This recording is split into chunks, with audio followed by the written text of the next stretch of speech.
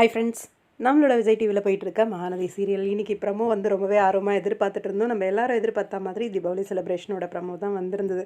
ஒரு சில வீடியோஸ் பேசி வச்சுருந்தேன், ஆக்சுவலாக போஸ்ட் பண்ணவே இல்லை.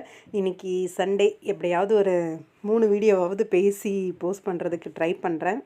ப்ரமோ தீபாவளி செலிப்ரேஷன் எல்லாரும் ஒன்றா வீட்டுக்கு வந்து தீபாவளியை கொண்டாடுறாங்க. தீபாவளியை கொண்டாடும் போதே விஜய் வந்து எங்களுக்கு அந்த வீட்டை விற்கிறதுல கொஞ்சம் கூட விருப்பம் இல்லை, ஆனால் எல்லாரும் வீட்டை விற்கணும் அப்படின்னு சொல்கிறதுனால அந்த வீட்டை காவேரி பேருக்கே நாங்கள் வாங்கி கொடுக்கலான் இருக்கோம். காவேரி பேரில் எழுதிடலாம், வீடு மட்டும்தான் காவேரி பேரில் இருக்க போகுது, மற்றபடிக்கு நீங்கள் எல்லோரும் வரலாம் போகலாம் எப்பயும் போல் இருக்கலாம் அப்படின்னு சொல்லி விஜய் வந்து அங்கே ஒரு விஷயத்தை வந்து சொல்கிறாரு.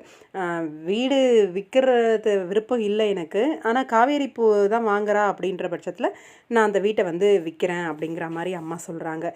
எவ்வளோ வன்மம்! காவேரிக்குன்னு ஒரு நல்ல விஷயம் நடக்கக்கூடாது அப்படிங்கிறதுல இவங்க அக்கா தானா அப்படிங்கிற மாதிரி யோசிக்க வைக்கிறாங்க.